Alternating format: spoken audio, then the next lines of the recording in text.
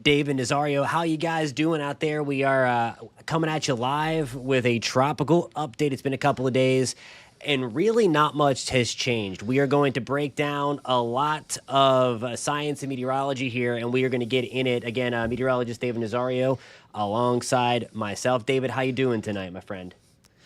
Doing good, bro. How about you? Doing good as well. We are about to get in it. Well, before we get into some of the high level stuff, just simply, this is kind of where we're at. The last time we talked, I guess, that was on Friday, we were talking about this potential system. Hurricane Center officially highlights it with a 40% shot for development. The 8 o'clock update just came out just a few minutes ago, and this is what it is. No change in the. There's a bug in here. There's a mosquito. Got it. You saw that live. Okay, I didn't get it. Anyway, that's where we have our area of potential development there, right in that circle, David. Yep, and I know it doesn't look like there has been any changes to it, but believe it or not, we had a little bit of a laugh behind the scenes before going live here. It was brought to our attention by a few of you lovely viewers out there on social media that it has updated the development cone, if you will. Pardon me, they've essentially flipped it backwards. So for a while there, NHC was particularly favoring that northeast track that the GFS's earlier iterations were projecting, and now they've pretty much just turned it around for all intents and purposes, showing it through the central and western Caribbean, which is something we were concerned about for quite a bit of time now since we first did our first discussion on this about maybe 2 to 3 weeks ago. Yeah, and that's exactly. I mean, you're right. We started talking about it a few weeks ago because of that MJO pulse, and David's going to take you through that on the confidence factor here. And one of the things that I wanted to show you is kind of, we always like to let you in on the forecast process here, kind of what we're thinking. And I was going over this with David, and we were kind of just going back and forth on kind of where we stand confidence wise. I think it's important to kind of let that into so that you can kind of see what's going on. In higher confidence for a storm developing, it's on the higher side of medium anyway. Still not a super high confidence. There's an opportunity that there's a opportunity it doesn't develop, and that's obviously something that we're hoping for. The storm track is going to be on the lower side of confidence because we don't have a storm developed just yet. And then now, the storm intensity, obviously the same thing. It gets harder and harder to maintain a tropical system as we get deeper and deeper into hurricane season. So just a couple of things we're watching. Of course, given the ingredients, it really doesn't matter what month it is. It's going to happen. So we're just going to continue to break it through at that point. I want to show you, climatologically speaking, where we would tend to see development during the month of November. And right where we see that orange blob there from the Hurricane Center in the Western Caribbean, that's kind of where they originate. And then they typically get lifted up by a trough coming out of the lower 48, whether it's towards the Yucatan, whether it's toward Cuba, and then kind of dipping over to the Bahamas or Turks and Caicos, and then up the Atlantic seaboard.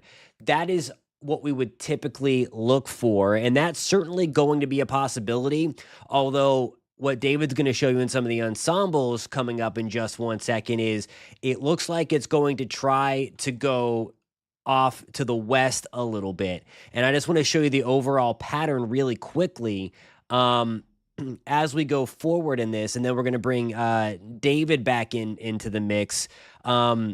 This is the main component that we're going to be watching is a ridge of high pressure. That's that little orange thing there. The darker the orange, the higher the pressure in the upper levels of the atmosphere. So that thing in between Florida, the southeast coast, and Bermuda, that is going to be the main component to try to push it to the west initially. And then the next thing is, okay, when does it get its act together, if ever, to then be either steered east by a trough? Now, mind you, this is 10 days away. This is the GFS rendition of this. And again, I keep on mentioning David's going to show you a bunch of stuff coming up, but this is 10 days out. So where are these pieces going to be in 10 days? We had that dip in the jet stream, a slower forming storm will have a tendency to go further west because it misses that secondary dip in the jet stream coming in at the end of the first week of November. A faster developing storm, though, would have the tendency to go back further east, maybe towards eastern Cuba, Florida, the Bahamas, in that realm, because it gets picked up by that dip in the jet stream. So that is likely, David, the steering components that we're going to get with this, kind of splitting through, as you well know. But I know you're going to have an in-depth song and dance here about and get into the real nitty-gritty here and breaking this down. Oh, absolutely. And truthfully, the trickiest part with this has been the timing. We initially had the models favoring some type of development getting into as early as tomorrow. And that would have definitely given us an escape route for something to move north, if not northeast, and follow that Climo pattern that Jonathan had pulled up in the graphics not too long ago. However, we've now pushed this as far back as into this time next week. We may see the precursor genesis, as it's called, of this tropical, whatever you want to call it, because we just truthfully don't know what it is going to be. The GFS has lost all touch, lost all love that it had for a bullish system, a major hurricane forming down there. The latest 12 and 18Z GFS actually had two very different solutions, and that's why we haven't really aired out too much of our confidence with this forecast. We've been monitoring the trends, watching for the consistency. We built up a good thorough amount of that consistency, run to run, model to model, etc., the layers of evidence that we'd like to bring to the table for all of you lovely viewers, and it's kind of going out the window. The GFS led the charge, and now it seems like it's backpedaling on itself and doing all sorts of wonky things. So we had a lot of questions already in the chat, and we're just gonna jump ahead real quick. The water's plenty warm. I mean, Yes. that is a certain drop off there. We're at hanging around 80 degrees along the coast, but this is going to be the area that it's in. You need about 80 degrees for something to develop and thrive, and we're still talking mid to upper 80s where it would develop in the Western Caribbean, and then the Gulf more like the low to mid 80s. And then as you get close to the Florida coast per se, then you start to see the drop off, and that's going to be thanks to a couple of cold fronts that have come through the Florida Peninsula and helped to chill down, relatively speaking anyway. It's still above normal through most of the Gulf, with the exception of the Florida coast, down to around 80 degrees. So pay no attention. I mean, the Gulf is plenty warm to sustain something until you get close to land, so that should help it go on a weakening trend. David, if you want to pull up all your stuff, I know you have a lot to get into. If you want to pull over your screen, and then I will get you set up. Of course, absolutely. So let's go ahead and start from square one. This is something that we wrote a web story about maybe 2 to 3 weeks ago, give or take, the finale of the hurricane season. We're finally starting to see that MJO come across the phasing that we typically associate with more activity in the Atlantic basin. You can see here we have our latest climate forecast system model pulled up. This is something we watch on a week-by-week, maybe bi-weekly basis. And you can see we're just getting into the initial phases of that rising motion starting to focus over Central America, Mexico, the Gulf of Mexico, and the Caribbean particularly. Now, I think the reason why we're starting to see models pushing back on this particular feature, if you hearken back to a number of our live discussions ago, we'd mentioned that the more aggressive the rising motions are, the less favorable it is for tropical cyclone activity. These features are very fragile entities. They're teetering on the balance board, the balance beam, the tightrope, if you will, of it trying to actually develop, organize, consolidate, clump that energy together, and then take off like a rocket, like we've seen some of our prior systems, Milton being the most recent, that went from Cat 1 to 5 in about a 12-hour window after it started its rapid intensification. Seeing here on the CFS that we are locked into such aggressive forcing mechanisms over much of our basin, the central and western Atlantic, much of the Caribbean and the Gulf of Mexico, and then you fast forward in time and these areas only get stronger. I would honestly think at this point in time is when we'll begin to start to see those rising velocities favor more so the actual main development region of the Atlantic, move off towards the east, and allow our Caribbean to more or less wake up. That's when we'll start to see the instability and the dynamics in play from bottom to top really allow us to develop something down there. As Jonathan pointed out earlier, the confidence that something is going to develop is there. We finally have that much agreement in all of our models. We're talking all the models, even our lesser models that you typically don't hear of too much, the Australian, the Japanese, the Chinese, the Korean, whatever you want to put, the UK Met, are starting to show genesis of some sort of low pressure down there, whether it be broad and slow to consolidate or a little bit quicker. The German model, the Icon model, finally came around, and I do think has a very realistic representation of what we're expecting. And I think the reason why it was holding off is because it's only a 180-hour loop, and it was being a little slow to get cranking, a little bit of a slow start, waiting for that favorable environment to start to kick up and start to produce. And then you can see as we go through the mid portions of November and towards the Thanksgiving holiday, we're going to be back in particularly a suppressed phase across the Atlantic, but we could possibly see a rip in setup out there over the Indian Ocean, the Indian Peninsula, and over the Middle East and the eastern portions of Africa, which could still favor a little bit of moisture, some energy, some tropical spin in the mid to upper levels of the atmosphere that might try to give us a sloppy storm or two. I think that's what the GFS is fixating on at this point.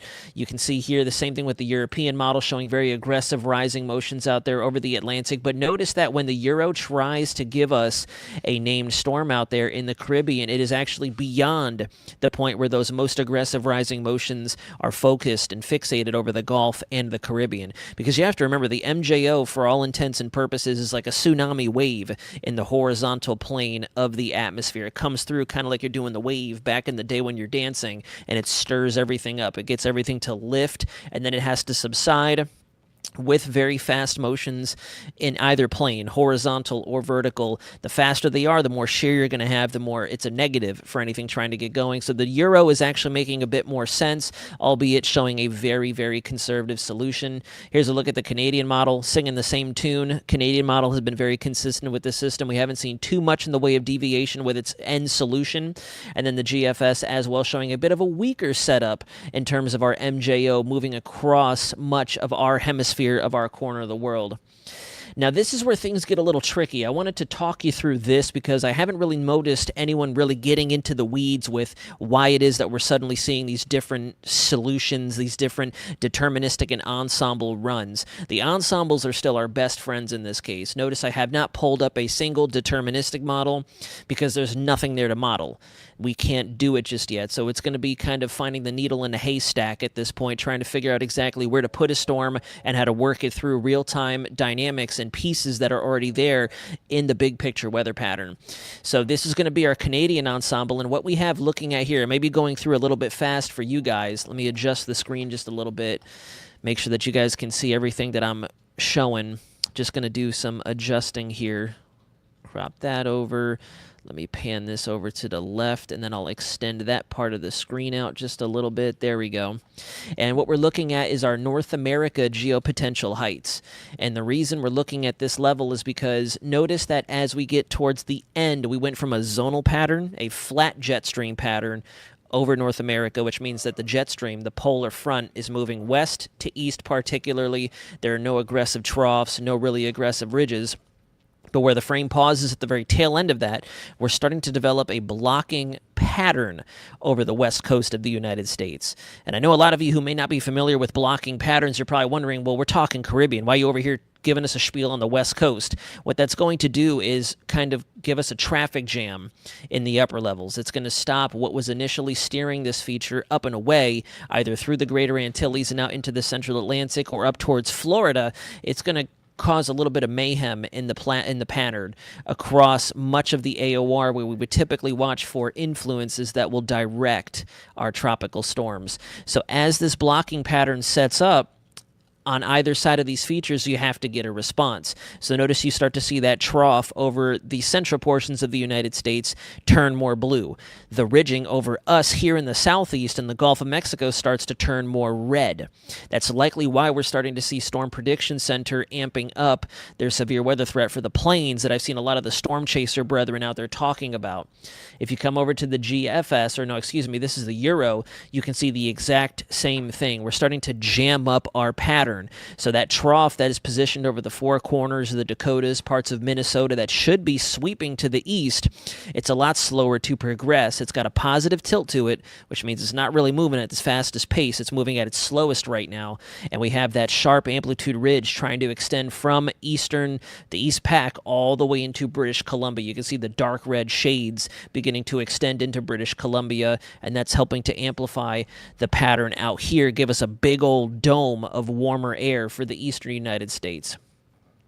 This is something else I wanted to pull up. This is going to be our Canadian ensembles. Now, what I'm showing you here is how we have a little bit better of a level of consistency with the Canadian than we do for the GFS. The GFS has been doing okay with Genesis through much of this hurricane season, but in this case, it seems as if the Canadian model and the Euro, to an extent, I have that pulled up as well, are showing a bit better of that confidence run to run. We're not seeing such dramatic adjustments like we are with the GFS, and especially its associated ensembles. If I switch us over to this, you can see we start out with a very healthy system, a healthy signal in the the Caribbean. I keep wanting to say the Gulf of Mexico, but we start out with a very healthy signal to the south of Jamaica, and then when we get to our most recent run, there's nothing, just a broad area of low pressure. I don't necessarily think that the GFS is telling us that this is not going to develop. I think we are still seeing a bit of that delay. We're pushing it out in time. The GFS got a little ahead of itself and tried to develop this into Halloween, into tomorrow. And as we all know, National Hurricane Center has not budged on their 2 or 7 day outlook. No chance or no confidence that this will get going over the next 2 days, and only a 40% that they've held steady for the last couple of days now. Now, this is what I also wanted to show you. First and foremost, what we're looking at here, I notice if you look at the top of my screen, you'll see bar, bar, bar. We're looking at a model comparator. And the reason we're doing that is because I want to show you these jogs and these trends towards a delayed system, as well as a more westward tracking system, which was something we were concerned about here at News 6 for a little while. We just didn't want to air it out just yet because we were still so far in advance. We wanted to give you guys at least 7 to 10 days of lead time, maybe a little bit more than that once we got a confidence signal. We haven't gotten that so far because we have such a big moving puzzle piece in the pattern and with this system. So what I'm showing you first here are going to be the ensembles for the 0Z run on the 28th. This is 4 model runs ago. This is about 48 hours prior to where we are right now, coming up to the 0Z time frame local. And if you look, we're starting to see the Genesis signal down there, the ensemble members perking up between 1st of November and into the 2nd of November. Now I'm going to go up to the next toolbar. Now we're starting to see Genesis start up at around the 3rd of November. Going to go up to the 3rd bar towards the top of my screen here. You can see my cursor. Now we're starting to see development pushed finally into the 4th of November. And then last but certainly not least, if I go to the 12Z today, you can see we are finally holding steady on the 4th of November. And if I take you all the way through the run, that's where we start to get the solutions to where everybody in the Gulf of Mexico is a potential target. Now, is that going to be the end-all solution? More than likely not, because it would go against every bit of climatological history that we have recorded. We even double-checked the archives on NOAA's website. We have never seen a landfalling tropical cyclone as far west as Mexico or Texas. So unless 2024 is going to pull a Hail Mary on us and set another record, it's very, very unlikely right now that Louisiana, Texas, or Mexico will see this system. Now, the Yucatan and Belize, that's a whole different story, because remember, we have that high height center, the ridge, that is stuck more or less over the eastern United States, and until that can agitate its way out of the big picture pattern and move out ahead of this storm, will this thing rotate back and around? And you can see that the European model is still confident that we are going to see that classic recurvature towards the north and the northeast. And I do still think that that is the most likely outcome.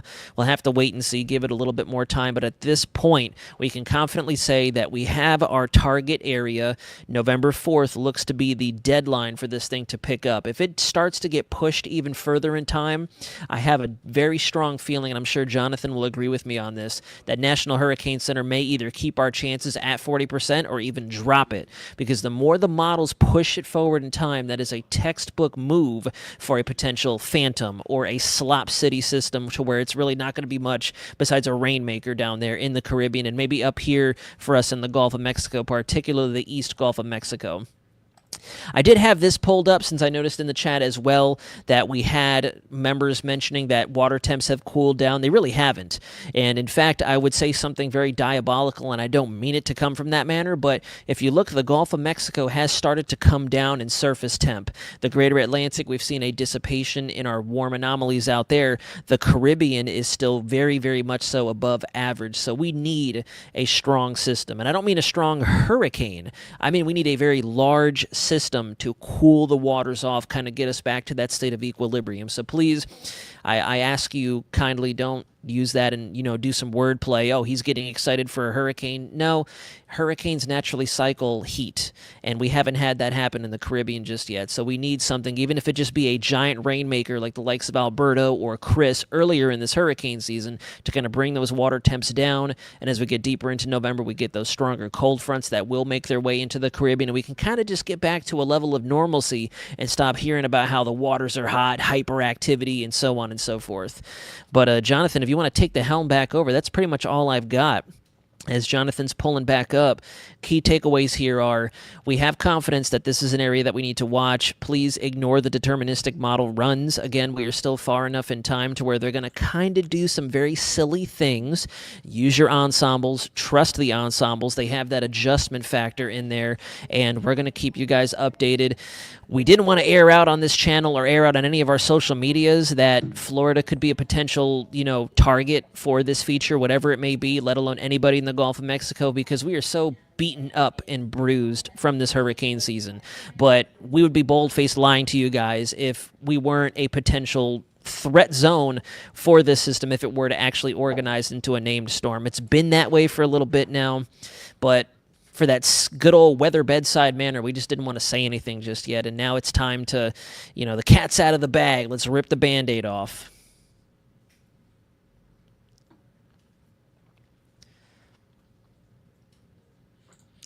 No, absolutely. Well said, David. If you want to go back to your camera so that you can fit back into the there you go, into the box.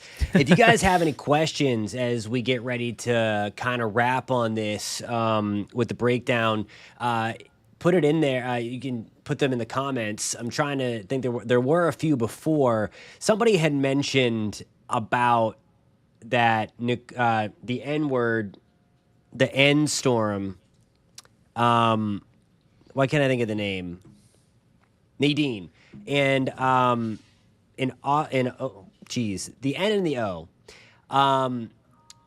That they came during the suppressed side of the Madden-Julian oscillation. So what could happen with the other thing? And that's the deal. It doesn't. The MJO isn't the end all be all. It just helps or hurts. It doesn't mean that something can't form whenever it's there, or it certainly can't not form when it's there. So it just helps or hurts. It does. Everybody who's saying hello in the chat, it's great to see everybody as well. Next name, Pros Perpetuity just dropped in the chat that Patty is the next name, and then follow that up with Raphael if we get beyond the P-named storm. We have Raphael, and then after that we have Sarah with no H, and that's pending if we get something else out there. The models are definitely starting to jive with the MJO coming through. We're starting to see some very interesting solutions out there on our deterministic. So be careful with that. I'll mention that right away. We're looking well out into the future. Ensembles are trying to perk up. Ensembles have been a lot more consistent and more confident with what it is that we're tracking right now. They're more in line with those environmental dynamics at all levels of our atmosphere. The deterministic models definitely pulled us for a loop or threw us a curve trying to target Mexico in today's model solution. So I don't know. I'm not going to confidently say that's on the table or not. Well, we got somebody that believes in the LRC here. Yeah, that hasn't really been, the LRC really hasn't been proven to work. Certainly there's some kind of cycles involved, but it certainly did not do good this year. No, not too much. CB, you also make a very poignant point. It feels so late in the season for something significant to spring up. It does, but at the same time, it doesn't, because we're looking at a fairly optimized environment down there in the Caribbean, but that's the kicker, just the Caribbean. We still have decent amounts of dry air trying to work in off of the United States. It's that time of year to where, just like last year, if you all recall, we had a lot of different phantom signals by the GFS to where we could have had Vince 12 times over, Yeah. and then it ended up being almost nothing. We had a PTC 22 at one point that got completely shredded before it really got its act together, and that was a huge false alarm. So we can't rule out anything significant, but climatologically speaking, historically speaking, it seems a little worse for wear to try to think a major hurricane could be coming, but the data could support it. It could support it. Yeah, and I mean, to push back on this, what happened to August and September? There was nothing there. So you really can't use the LRC in any kind of accurate capacity. Again, certainly there are cycles, but it doesn't always work.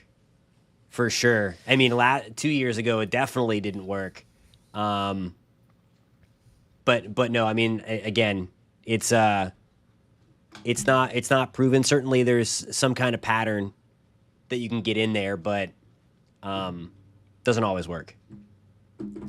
Speaking of patterns, by the way, just throwing the shameless plug out there, something that I'm very heavily researching and putting together for folks who've come over from my old channel before taking on the role here at News 6 is whether or not there is some kind of cyclic rhythm in the hurricane season in terms of landfall frequency for places like the Southeast, i.e. Florida. Because as you all recall, the last time we had multiple named storms hit 3+, let alone 4 or 5, was 2004. And Jonathan and I were looking back through some of the old records and historical data for just particularly the month of November, and we even noticed there that the frequency of storms that tended to landfall in November happened about every 20 or so years. We saw an uptick within 2020 to 2024. Well, 23, should say 22, sorry. And then we rewound, and we went down to an increment of maybe one storm every year, if not one storm every other year, until you got to the late 90s, early 2000s.